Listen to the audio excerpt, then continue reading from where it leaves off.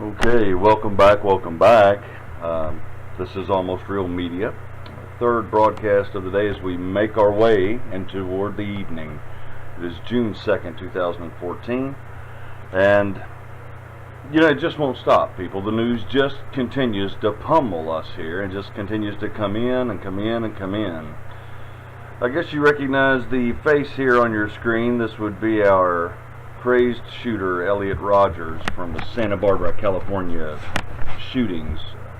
The shootings in which over 50% of the supposed deaths were from knife wounds. At any rate, they are calling this the shooting, the mainstream media is. This kid's story here never did make sense. The entire presentation, literally almost everyone we talk to even seems to feel like that this kid's presentation is that of a B actor, or maybe even less, maybe a C, D, E, or an F actor. Also with the Barbara DeCoke woman that he supposedly shot 5 times, that ended up on the news 11 days later with nothing more than a band-aid on her leg.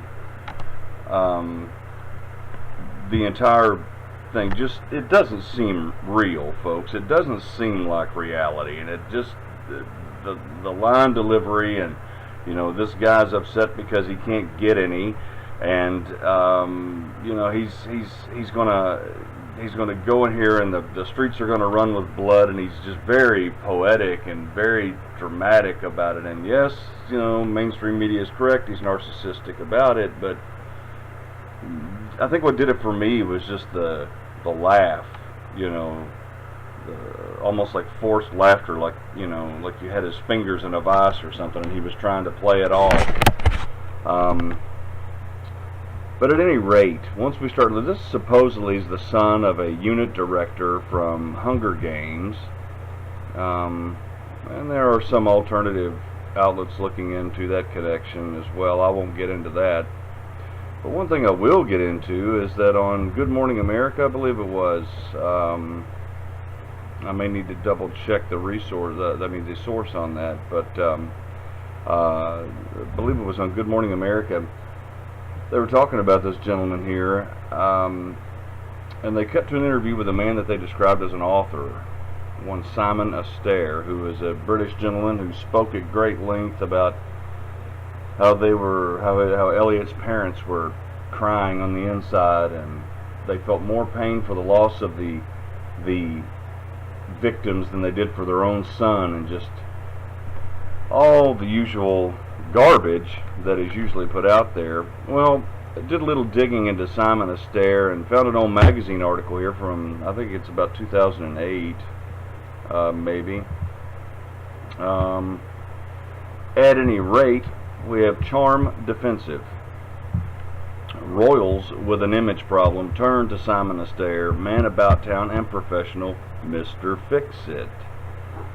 The article sort of goes on here to talk about his clients, the fact he's, at the time of the writing of this article, is a dashing 42-year-old, he's a good-looking guy, blah, blah, blah.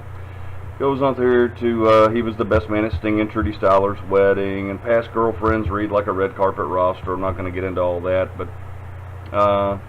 basically what this guy is he is an image and PR man, and he has paid millions to make the story turn out in your favor.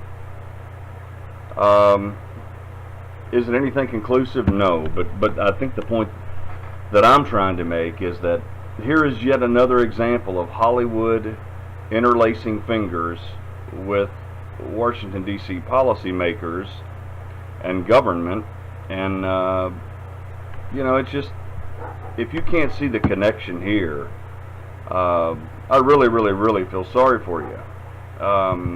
You're talking about a guy here that, without any doubt whatsoever, is a self-made man, but he goes on to, which is great to be successful, but it says this right here, Astair, the founder of Protocol, a London-based public relations company, and talent agency.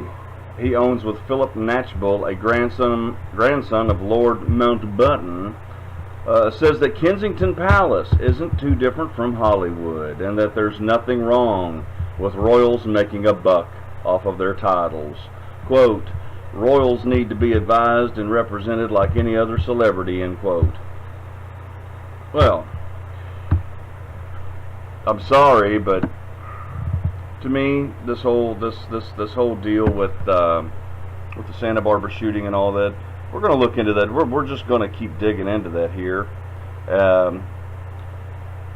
There's got to be something more between this Elliot Rodgers and this Simon Astair and his family and the Hollywood group and Washington.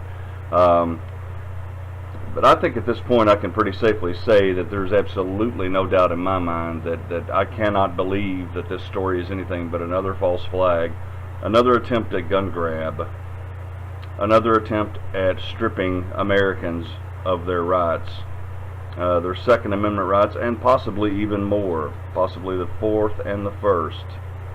Yeah, there's just too much going on here.